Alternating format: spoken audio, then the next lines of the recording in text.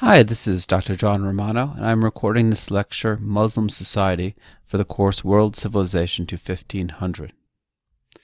Where we last left off in class, we spoke about Muhammad's career, and here, of course, you can see an image of Muhammad's death.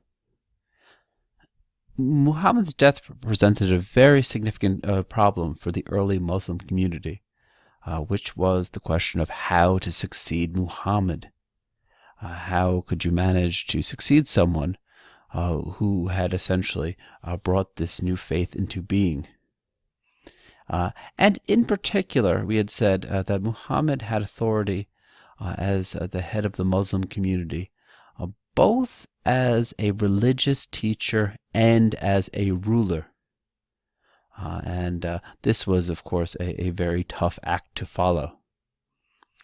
In Islam, we had said from the early phases, there was no tension between religious and secular authority, not as the sort of conflict between church and state that we'll see, for instance, in Europe.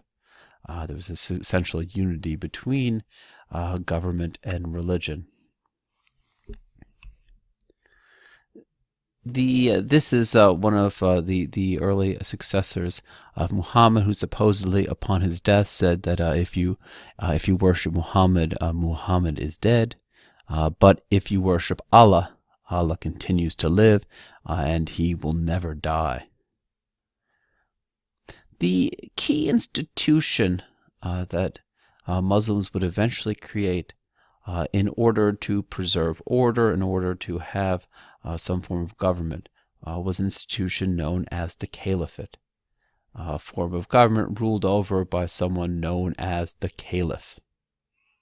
And in essence, this is, you can use the terms similar to it, being a kingdom and a king. But as we said, this is also has a very essential religious component, especially toward the beginning.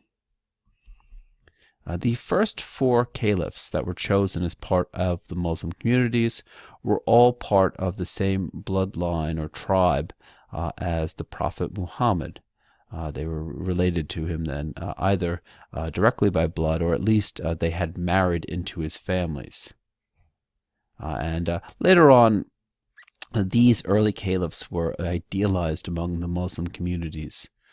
They were seen as being pure leaders. Whereas supposedly the later caliphs became more concerned with wealth and status. And in fact, some Muslims apparently were concerned that the office of caliph had at some point deteriorated from a religious to a purely secular office, and that some of them had begun to act as tyrants and exploiters. All of these tensions about who the caliph was supposed to be would end up producing a situation of civil war among early Muslims. And this really all comes to a head after the reign of the fourth caliph known as Ali. Ali initially was seemingly an excellent choice to become caliph. He was both the cousin and the son-in-law of the Prophet Muhammad. And his assassination by other Muslims would end up being really the spark that caused the fire of civil war, and to decide who exactly is going to succeed Ali.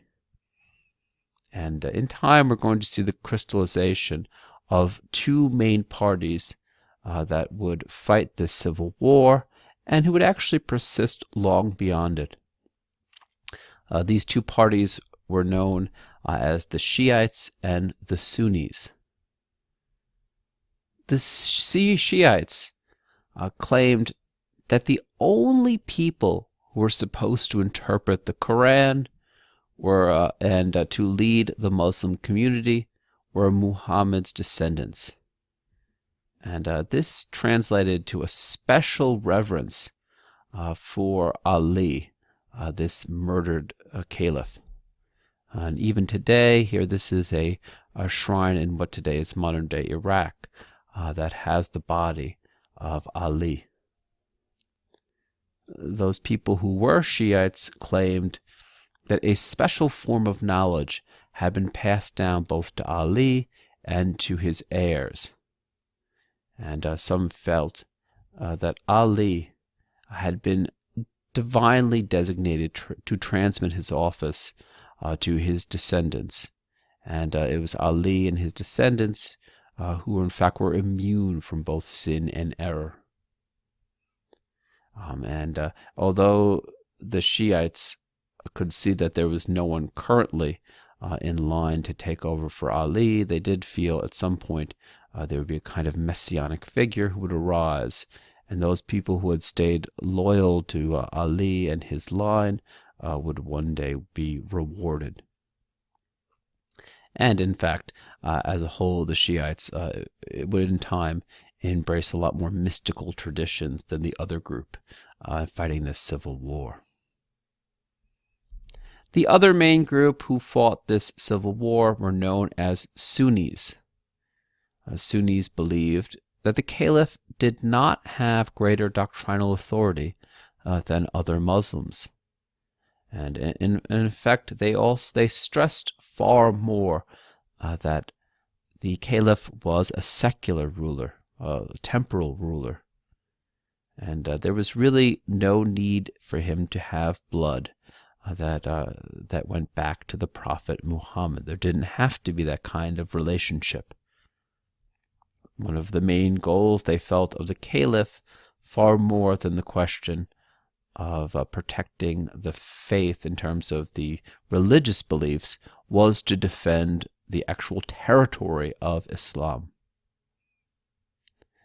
The groups, the Sunnis, would end up becoming a far larger percentage of the Muslim community, and really became somewhat more of a centrist view. After the civil war, the hugely destructive civil war, had finally played out between the Shiites and the Sunnis, it was the Sunnis who would end up being victorious. And they were able then to transform the caliphate into a hereditary office. And just by, of course, ending the civil war had ended a period of considerable anarchy and division among Muslim leaders. Once the civil war had been finished then, that is when we begin to see two enormous empires ruled over by Muslims, which would dominate the later historical periods. The question you probably have then is, how exactly does Islam go from being a religion that we said was in a small minority region of the world to being one of the great religions in terms of the number of adherents? The answer to this question are the wars of expansion. And these were really an astonishing series of conquests that would take place in the first century of Islam. And in this period, these Muslim wars would absolutely remake the world map, stretching anywhere from Spain to India.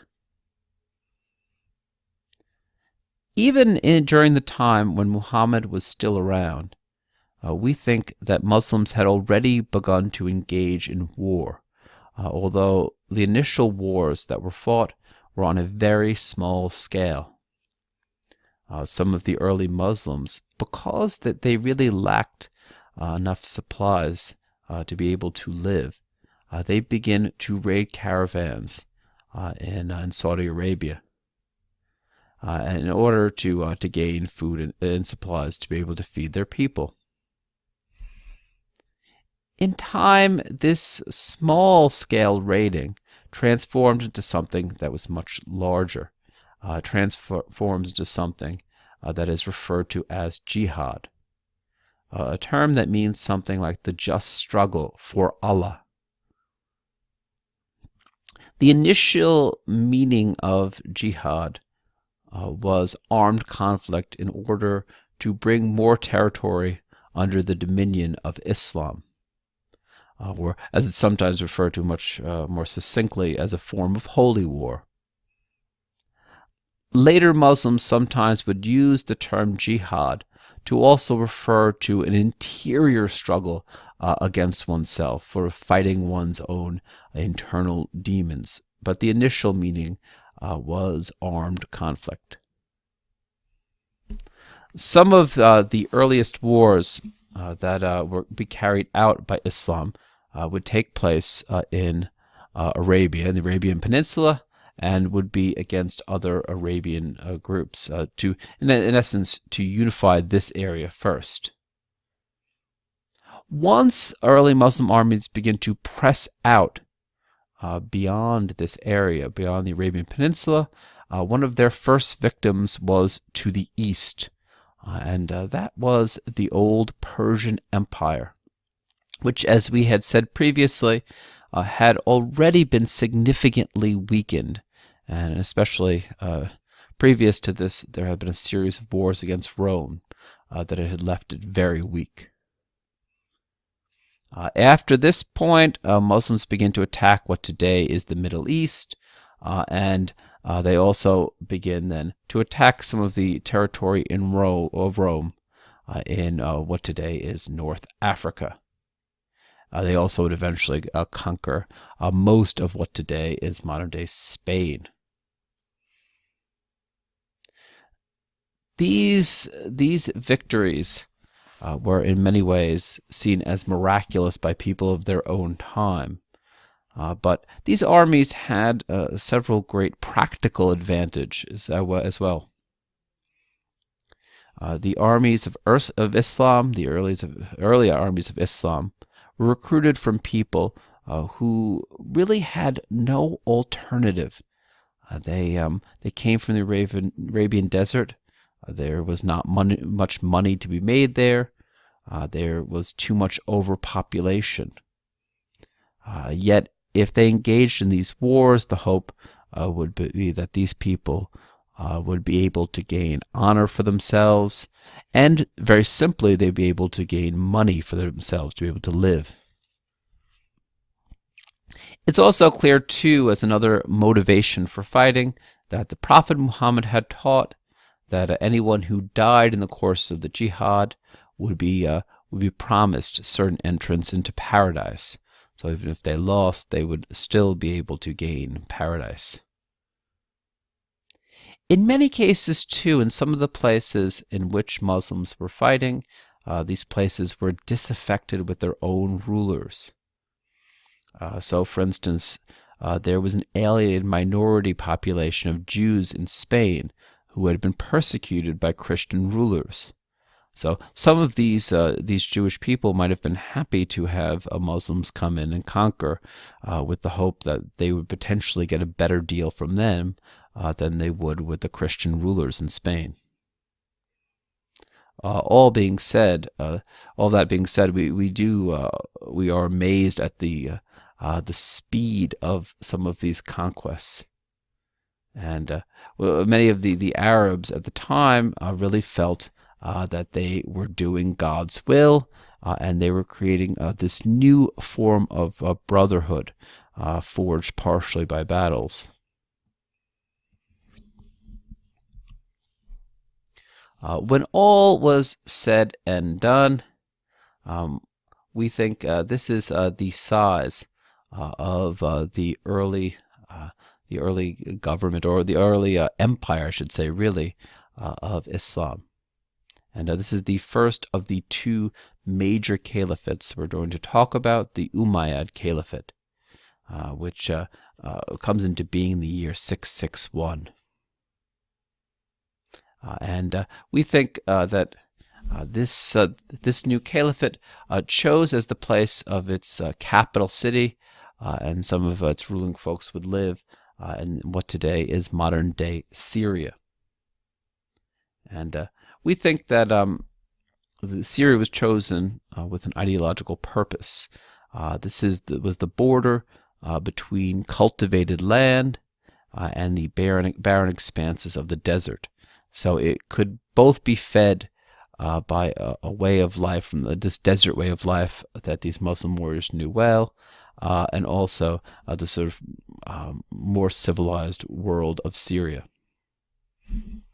We know too that Syria actually had a long Greek past, and we can see that Muslims actually draw upon this kind of past, and including sometimes using Christian doctors to be able to take care even of the family of the caliphs, because as we discussed earlier, Greek doctors are renowned throughout the world.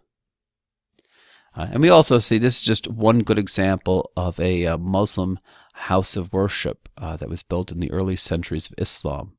And we think that some of the people who built this mosque were people who had previously done work on Christian churches. And here, in fact, just use or basically building a different house of worship specifically for Muslims, but using some of the exact same techniques of laying mosaics that they were already accustomed to. Altogether, we think that the Umayyads had a glorious century of rule. Although one of the frustrations we face is that it is very difficult to trace most of what the Umayyad Caliphate did, because they had very few records that they were kept. Here I'm showing you just one of the palaces that we know that they erected. One thing that we do see that they did was they began to regularize government. It was not something that was simply based on the old family groups of the Arabian Peninsula. They begin to create a regular army. They create a system of taxation as well. And they also really move against any kind of dissidence in their ranks to stay strong in government. The Umayyad Caliphate, by and large, tended to have a somewhat loose and even simple system of government.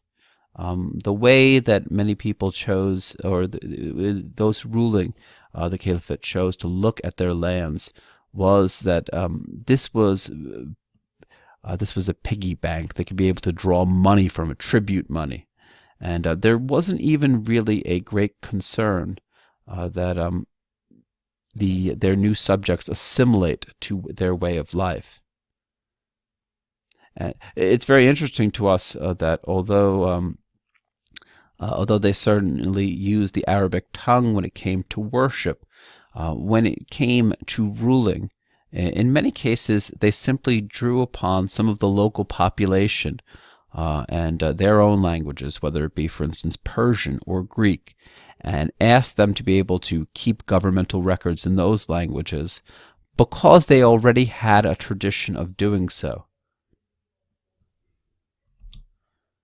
We also see this kind of imitation of earlier civilizations in their coinage. And this is actually one coin from the Umayyad Caliphate, which actually, as you can see, puts one of their leaders on coins, something that Romans were very familiar with doing, but later Muslims would not like, would view as idolatrous.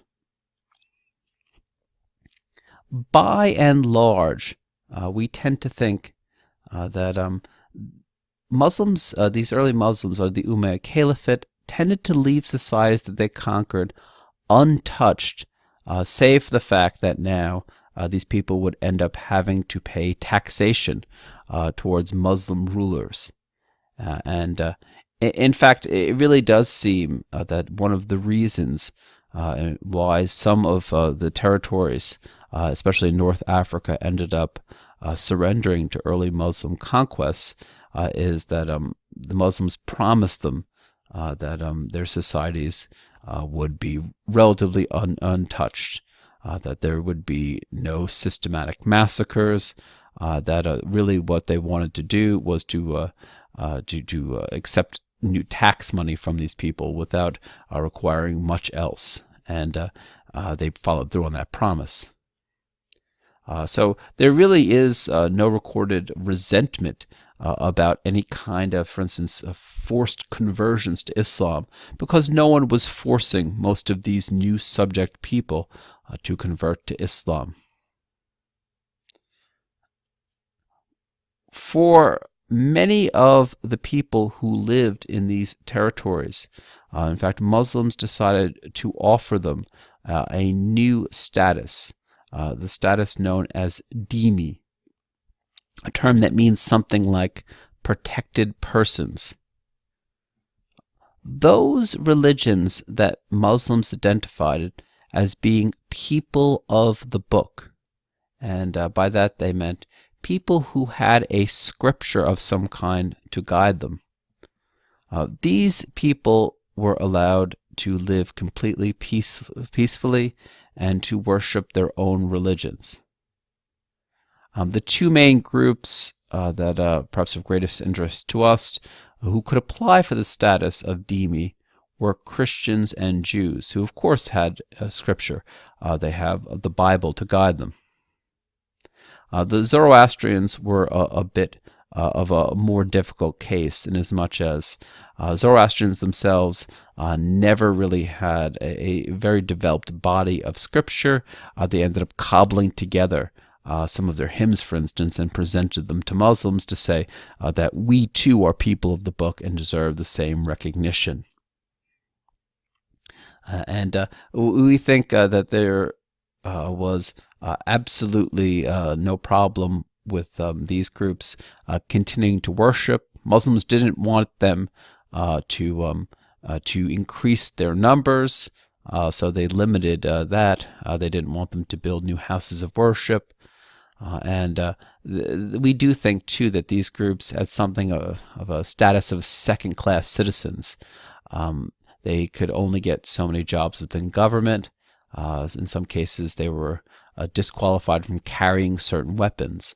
But aside from the fact that they had to pay special taxes to not be Muslims, there was no problem with being a Christian or a Jew within Muslim territories. We do think, though, that Muslims had less respect for people who were not people of the book, people whom they identified as being pagan. And in essence, they had one of two options, which was to either convert or to face the sword. So those groups did not have the same latitude that people who had scripture did. We think that many Arabs in the earliest days of their empire tended to be segregated from native populations. In fact, they tended to live as a sort of a military caste in special towns outside of main cities. It was really a very gradual process in which Arabs begin to mix with local inhabitants of the areas that they had taken in battle. And we also see then that many cases, even people who did not convert to Islam, begin to undergo a process of Arabization. For instance, use of the language, use of Arabic money. We do think, though, that problems begin to creep in under the Umayyad Caliphate. Many natives simply hated these new rulers and their religion, and in fact some people who had lived in these areas they conquered just chose to leave entirely. We also think that there were problems among Muslims. We think that it is very clear to us that early rulers who had come from the original homeland of Islam, Arab rulers, tended to be viewed as much greater than any Muslims who did not come from the original homeland of Islam, of non-Arab Muslims, and that rankled some people. We also think, too, that there is always this underbelly of resistance against those people who were Shiite.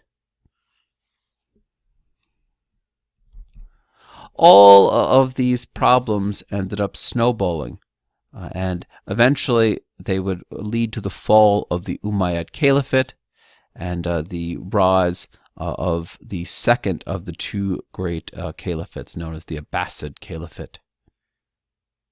The After a battle occurred between these two houses, the Umayyad family and the Abbasid family, the Abbasids ended up coming out on top on the battlefield. And in fact, the Abbasids then decided to invite the male relatives of the Umayyads to a dinner party at which nearly all of them were executed. The end result was the Arab Caliphate would come into power, and most people tend to think that this was an enormously powerful caliphate that would end up ruling for around 2 centuries. And we think that even after the Abbasid Caliphate loses real power, there are still people referring to themselves as Abbasid caliphs, and they rule essentially as puppets for even longer. There were differences between the Umayyad and the Abbasid caliphs, and perhaps one of the greatest of these was the decision now to use the city of Baghdad in modern-day Iraq as the capital city. And we think that this, just like the original choice of capitals, was in part an ideological choice. They were saying that there was less outside influence, less influence of Greeks, and now Muslims were going back to being a desert people primarily. And in fact, this was located in an area that had once been the Persian Empire. Baghdad would go from a city that really had very few inhabitants to a city now that had around 500,000 people, and a very cosmopolitan city. In another of the differences in the Abbasid Caliphate was that now the ruling party and those who were movers and shakers could now be any Muslim, not necessarily someone who had only Arab blood. This was one of the mistakes they had learned from the Umayyad caliphs. Upon coming to power, the new dynasty quickly quenched any opposing groups, and they really go about beginning to govern in a much more systematic fashion than we think that the Umayyad caliphs ever had. The Abbasid caliphs have a much more complex government machinery in power. They have a bureaucracy. They have very systematic land taxes as well. And now they no longer use foreign languages in order to keep the books. They begin to adapt the Arabic language for all governmental purposes, and we also see the Arabic language also begins to pop up as well on their coins. And you can see here is just one example of a coin minted during the Abbasid Caliphate. Now you can see, by the way, rather than put images of actual human rulers, they decide to use verses from the Quran. We think that the Abbasid caliphs were able to gain money and status, we might say, also through agriculture and also by the promotion of trade. They recognized that they could tax trade and, in fact, all sorts of caravan routes that snake in and outside of their lands. Some people think, too, that the Abbasids end up having a very strong military and a very professional kind of military. They, for instance, don't harm civilians in battle.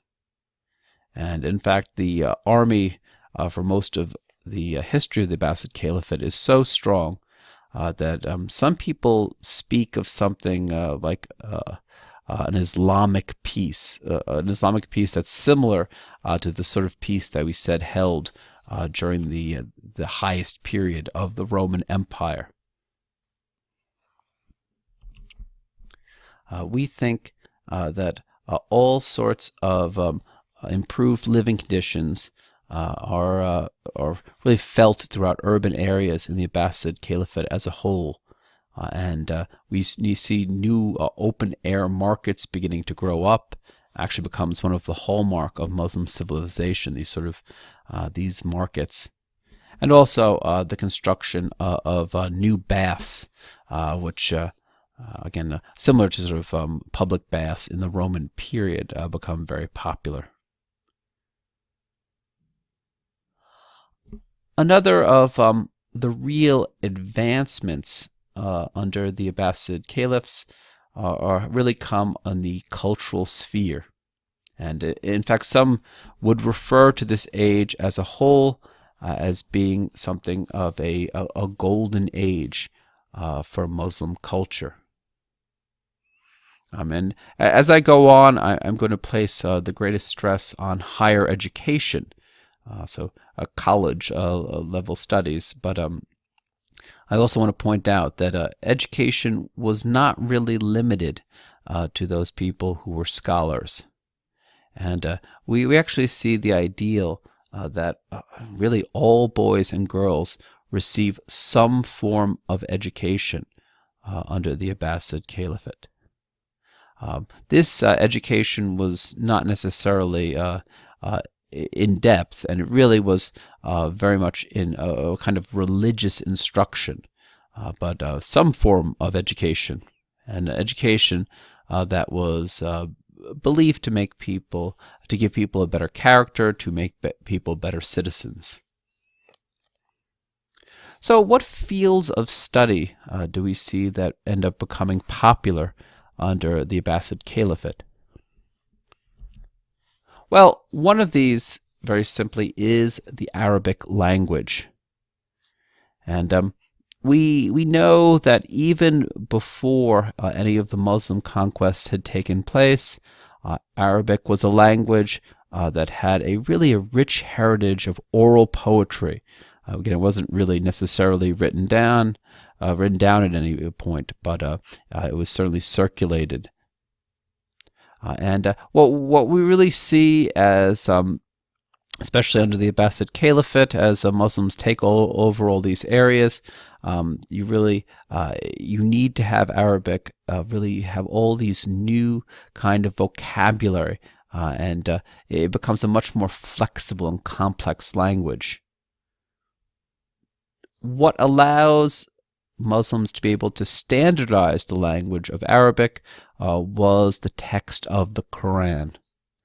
And this is really, in some ways, very much shapes the way that the Arabic language is used, because it's believed that all Muslims should study the Arabic language to understand the Quran.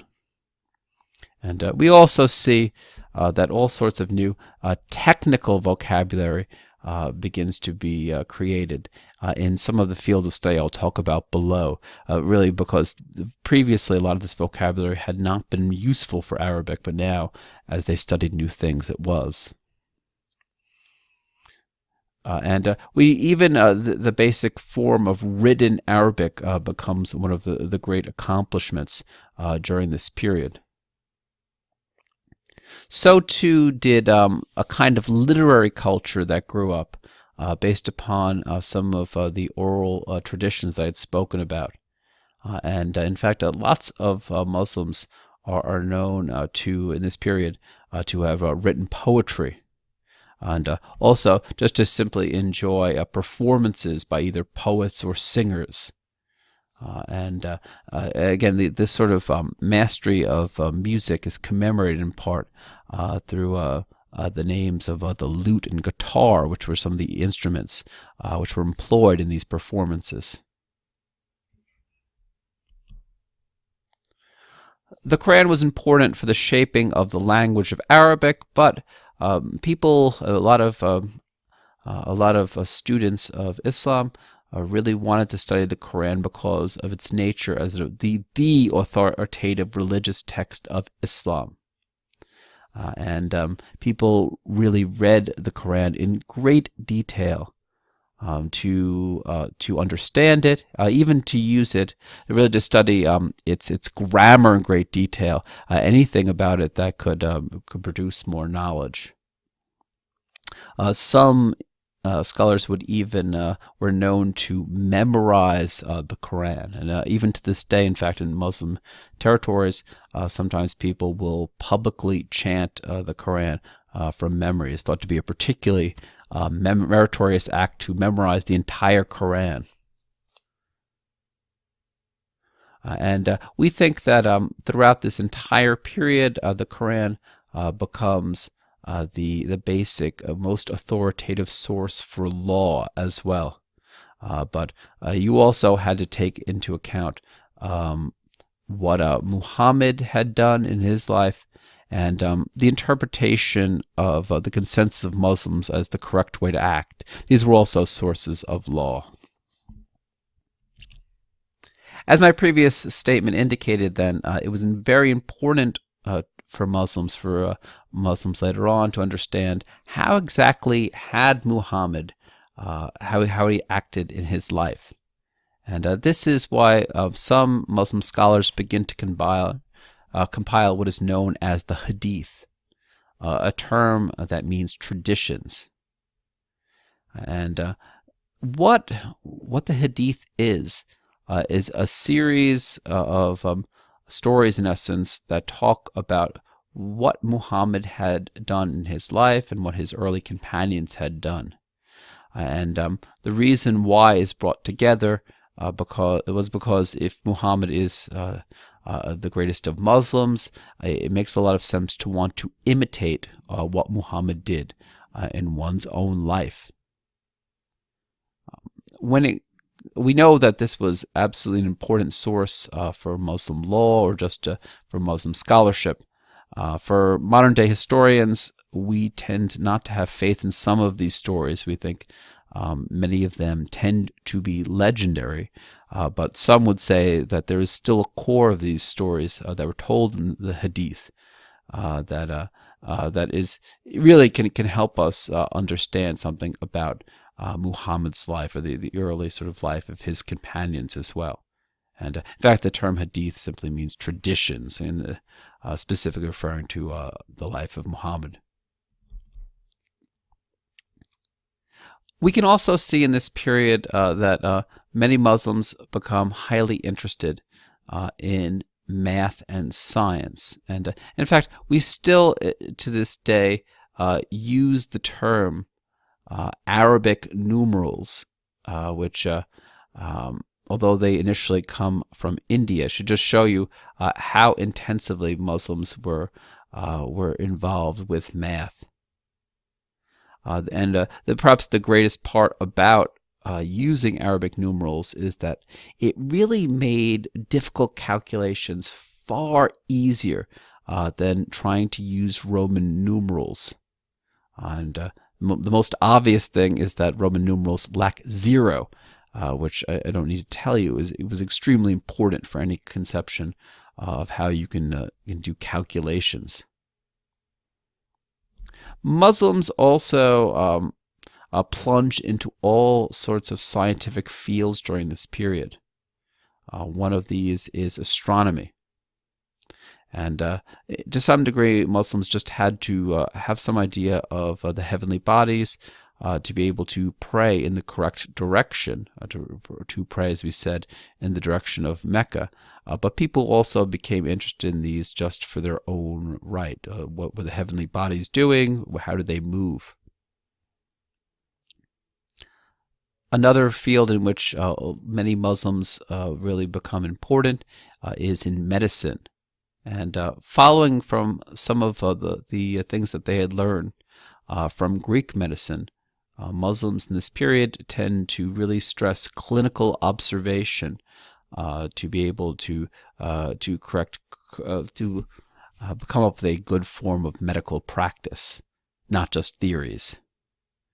And we can see that in fact Muslim doctors create surgical procedures for cataracts and for bladder stones during this period.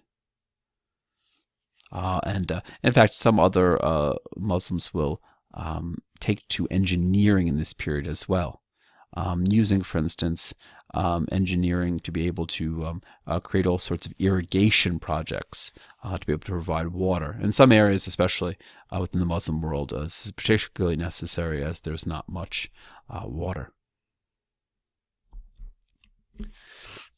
We also think that this was a great age of translation into Arabic. Translation actually becomes an art, and especially in some of the places that Muslims had conquered, they recognized, their scholars recognized the value of some of the texts there. And we know that Muslims really begin to devour Greek thought in this time period. And this image shows a Muslim conception of what Socrates' teaching, the way that they saw him. Muslims really begin to be interested in all sorts of philosophical texts from the Greek world, people we've spoken about earlier in the class, like Plato and Aristotle. But also, as we said, all sorts of things from the Greek experience of science and medicine. We think that everyone knew that some of the great work in philosophy and science was being done in the Muslim world, and we really see that for many people in Western Europe who had lost contact with some of the greats of Greek philosophy, when they wanted to get these texts, it was necessary for them to go into Muslim territories, especially into Spain, to be able to get them. And in fact, we see that there's also a movement from not only from Greek to Arabic, but later on from Arabic to Latin. And many Christian scholars, people you've probably heard of like Thomas Aquinas, begin to really express a lot of admiration for the advancements that Arab scholars had done in philosophy during this period. And we can even see to some degree in some of the European languages that Arabic words begin to trickle in along with some of the texts that were being translated. Again, words like almanac, algebra, alchemy. Whenever you see al at the beginning, sometimes this marks a word that has come from the Muslim world, because this is the article, meaning the. Other words like elixir, zenith come in as well. Certain technical terms, for instance, ones used in commerce like tariff, also come in to Western Europe via Muslim scholars. We can also see in some cases that although Muslims don't necessarily always invent certain things, they are the conduits by which Western Europe gets them. I think, for instance, about the creation of paper, the clock, certain medical innovations, certain drugs. These end up being created elsewhere in the world, but they're transmitted through Muslim merchants to get to Western Europe. We also see that Muslims begin to take a serious interest in art and architecture during this period. Now, Islam generally forbade making likenesses of human form or the face on much of its artwork, which ended up creating a real challenge for its artists. But most Muslims tended to view putting up the images of people or faces, especially anything having to do with the divine, as being idolatrous. And so we do think that this tended to inhibit the appearance of a kind of naturalistic painting or sculpture. With that being said, however, there was absolutely no problem with doing calligraphy, the art of writing beautifully. And in fact, Muslims become renowned for just how beautiful their calligraphy is. And in some cases, this is just one example of a Muslim mosque that you'll see on the top there all sorts of letters that are sculpted so beautifully that you would even forget that they're letters in the beginning. I get these sort of all these images having to do with nature. This was perfectly allowable from the perspective of Muslims. And we also see, too, that there was not really any restriction on architects. Although some early Muslim architects draw upon the example of Christian buildings, in time they will also go on to found their own style. To give just one of many examples, here I'm showing you what is known as the Dome of the Rock, which is the oldest architectural monument of Islam. And it was built in the city of Jerusalem in 691. We think that this is a landmark for Muslims, and it really has a very impressive dome that was created on it, on top of it, as you can see here.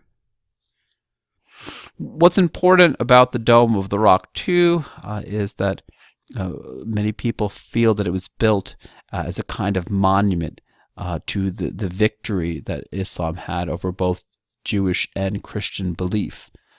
In fact, this was built on the site, or at least a portion of the site of the Jewish temple. Specifically the part of the temple where supposedly Abraham had tried to offer his son Isaac in sacrifice. So it was an area that was very holy both to Jews and to Muslims. But in building it, it expressed, in fact, that to some degree Muslims had superseded the older Abrahamic religions. All sorts of stories also begin to attach to the Dome of the Rock, such as most famously that Muhammad actually in lifetime makes a journey to heaven from the Dome of the Rock. And this image just shows you what the interior part of the Dome of the Rock looks like. The last thing I'll speak about briefly is the question of the role of women in early Islam. It is fair to say that much of the position of women in early Islam comes from the Arabic pre-Muslim traditions. We think that men, both before and after Islam, were still very much in control of families. Men had a larger inheritance than women. Men also were allowed multiple wives. Although this was not always practiced, and in theory, at least men had to be able to take care of all the women, or to provide for them.